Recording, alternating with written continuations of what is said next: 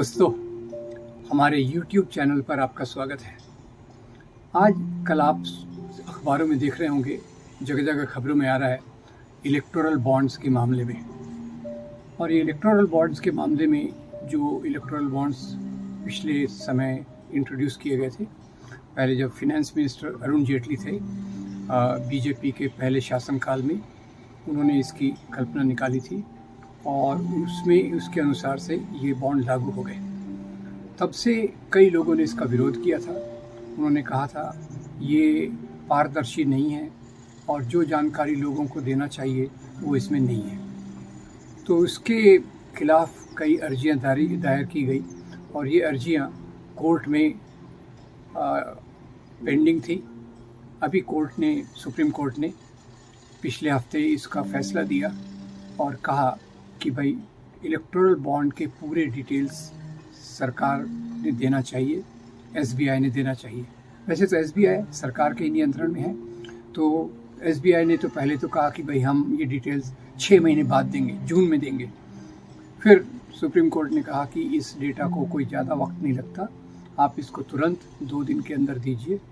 और फिर एसबीआई ने, जो पहले अपनी असमर्थता दिखा रही थी कि हमारे पास इतना वक्त नहीं है, उसने तुरंत इसको दिया। पर जो डेटा दिया वो भी अधकचरा दिया, आधा डेटा दिया, आधा छुपाया। और अभी आज कल का सुप्रीम कोर्ट का फैसला है कि आप इलेक्टोरल बॉन्ड से जुड़ी हुई पूरी जानकारी, उनके नंबर्स और बाकी सब चीज़ों को पब्लिक कीजिए, इसकी जानकारी पब्लिक को दीजिए। और खैर, जितना पहला तो ये दिखाता है कि ये सरकार इलेक्टोरल बॉन्ड की जानकारी देने में कितनी आनाकानी कर रही है, उसको कितना डिले कर रही है, कितना उसमें देरी लगा रही है। दूसरी बात है, जो डेटा अभी तक आया है उस डेटा के अनुसार बहुत सारी चीज़ें स्पष्ट आई हैं। पहले के डेटा में कम फिगर्स थे, अभी जैसे जैसे विश्लेषण ज़्यादा होता जा रहा है, कई खोजी पत्रकार और कई चैनल्स पूरा इसमें दिमाग लगाकर अपना काम कर रहे हैं और कोशिश कर रहे हैं ये पता करने की कि इलेक्टोरल बॉन्ड किसने खरीदे और वो इलेक्टोरल बॉन्ड किस पार्टी को दिए।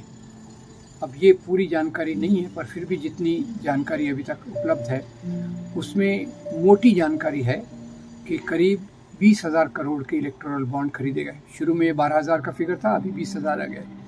और इसमें से 2/3 के करीब यानी 12,000 करोड़ ये रूलिंग पार्टी बीजेपी को मिला है।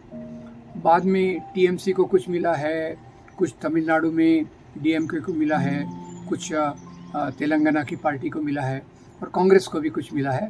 पर इनके अमाउंट जो हैं वो बीजेपी से बहुत कम है। अब सवाल ये उठता है कि इसमें बीजेपी ये आर्गुमेंट दे रही है कि हमारे लोकसभा के सदस्य ज़्यादा हैं, विधानसभा के सदस्य ज़्यादा हैं, तो निश्चित रूप से हमको ज़्यादा चंदा मिलेगा। पर ये केवल एक लीपापोती है। इस चंदे को खड़ा करने के लिए सरकार ने किस किस प्रकार की हथकंडों का इस्तेमाल किया है वो पता चलेगा। जैसे आप एक लोकप्रिय बात चालू हो गई है कि चंदा दो धंधा लो, यानी बहुत सारे उद्योगपतियों पर दबाव डाला गया कि अगर आपको धंधा चाहिए, कॉन्ट्रैक्ट चाहिए, कोई प्रोजेक्ट चाहिए तो आप चंदा दीजिए, उसके हिसाब से आपको हम प्रोजेक्ट अलॉट करेंगे। ये क्योंकि बीजेपी शासन में है, केंद्र में है, ईडी और इसका भी इस्तेमाल बहुत किया गया। कई कंपनियों को उन्होंने ईडी के जरिए डराया, उन पर रेड डालने की बात की और जैसे ही उनको चंदा मिल गया तो रेड डालने की बात बंद हो गई।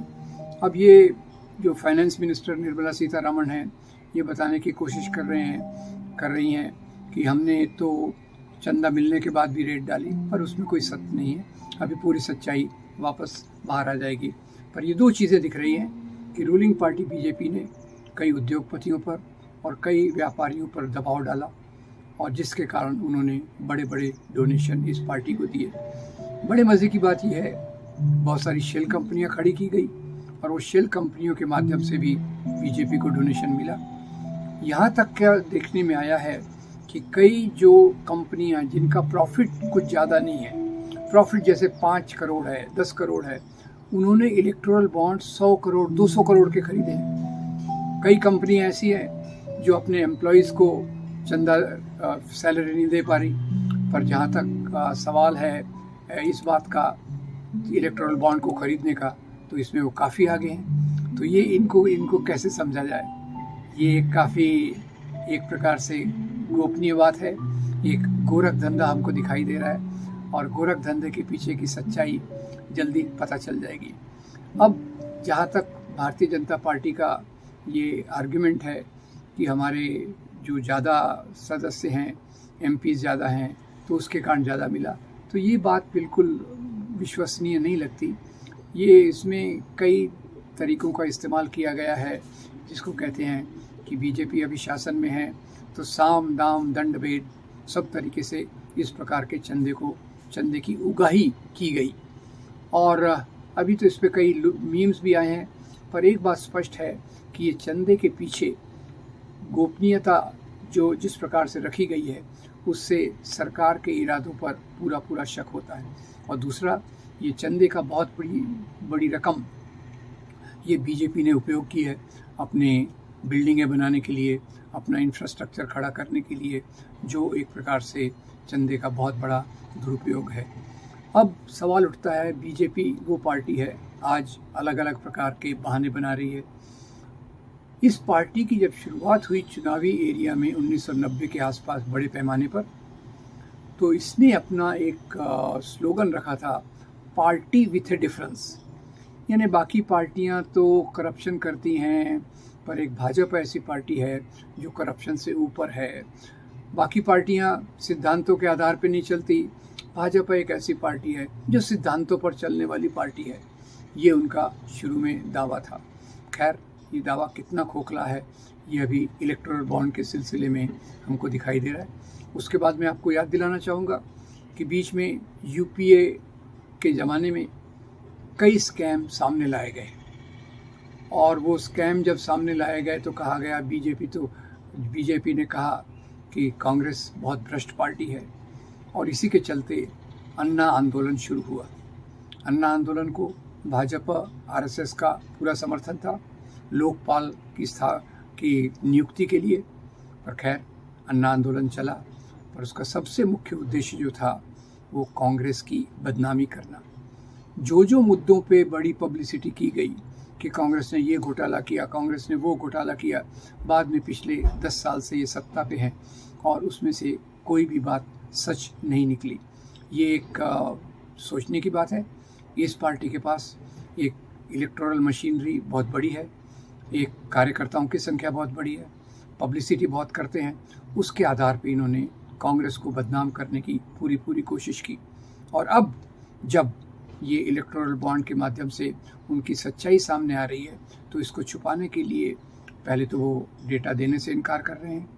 अब जो डेटा आया है उसमें भी अभी कल की खबर है कि सुप्रीम कोर्ट ने कहा है एसबीआई को कि आप इस डेटा का कोई भी भाग नहीं छुपा सकते।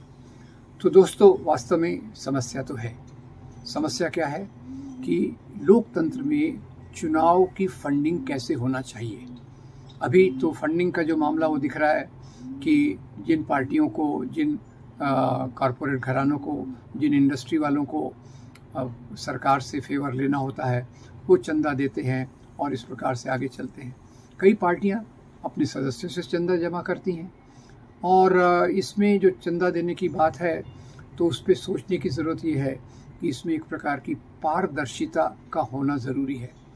आज सभी पार्टियां अपने चंदे के स्रोत को बताने के लिए तैयार खड़ी हैं, बीजेपी को छोड़कर। जो पार्टी कहती थी we are a party with a difference, उसको छोड़कर बाकी सभी पार्टियां अपनी पारदर्शिता के साथ सामने आने की कोशिश कर रही हैं। पर खैर, चुनाव आयोग भी अभी तो सरकार की कठपुतली बना हुआ है। नहीं तो चुनाव आयोग ने इस पर एक गहरा ध्यान देना चाहिए कि ऐसे लोकतंत्र में चुनाव की फंडिंग कैसे हो। सरकारी फंडिंग हो, केंद्रीकृत फंडिंग हो, इलेक्शन कमीशन के माध्यम से हो, ये सब चीज़ें सोचने की ज़रूरत है, ताकि कोई एक पार्टी को बहुत ज़्यादा एडवांटेज, बहुत ज़्यादा फ़ायदा मिले और वो उसके दुरुपयोग करके चुनाव में अपनी राजनीति को ज़्यादा मजबूत करे। ये लोकतंत्र को कमज़ोर करने का तरीका है। तो हमें अपने लोकतंत्र को मजबूत करना है, हमें ये देखना है कि चुनाव में जो फंडिंग होती है वो पारदर्शी तरीके से होना चाहिए और उसका उल्लंघन करने वालों को उचित सज़ा मिलनी चाहिए। मैं उम्मीद करता हूँ आप इन बातों को गौर से देखेंगे, इनके बारे में ध्यान करेंगे, सोचेंगे और इसके आधार पे हम अपनी बातों को आगे बढ़ाएंगे ताकि आगे आने वाले चुनावों में इस प्रकार की फंडिंग न होकर एक पारदर्शी ट्रांसपेरेंट फंडिंग हो, जिससे हमारा लोकतंत्र ज़्यादा मजबूत हो। अगर आपको ये वीडियो अच्छा लगा तो इसको लाइक कीजिए, फॉरवर्ड कीजिए और हमारे चैनल को ज़रूर सब्सक्राइब कीजिए। Thank you very much. आपका बहुत धन्यवाद।